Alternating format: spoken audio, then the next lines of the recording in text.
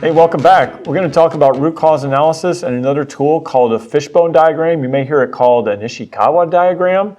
The point of this diagram is really to work on categories of root causes to subsequently induce your thinking in each one of them, because there's usually in any project that has a large scope, there's lots of potential root causes that you need to consider.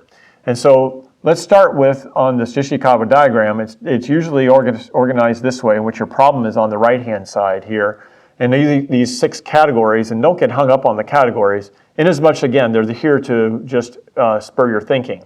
So material, methods, or what we can call process, machines, measurement, environment, or people. And so let's use our example for falls, just to help our thinking here. So if we have falls, you could talk about what are some potential root causes of why we have falls.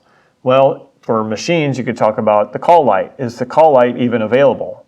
So you can say, or call light even functional? So the call light functional is a particular way of thinking in terms of, hey, that's in the machine category. You can think in terms of the falls related to processes. Do we have a falls risk assessment done? Do we do our falls risk assessment? And if not, what's our process? And again, using our 5 why tool, you can drill down a little bit further into why we don't do our falls risk tool and use that and keep going down into those branches. Or the environment, you could say, is the call light within reach? So in the environment, you could say, why is another reason that we don't have the call light within reach could be another branch, and you can keep going down into that one as well.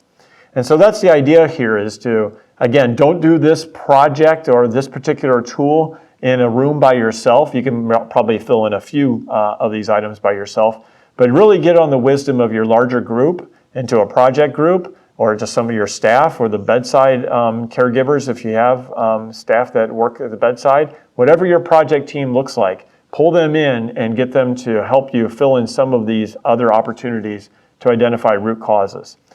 Using this tool will help you induce other thinking into things that are root causes for your project.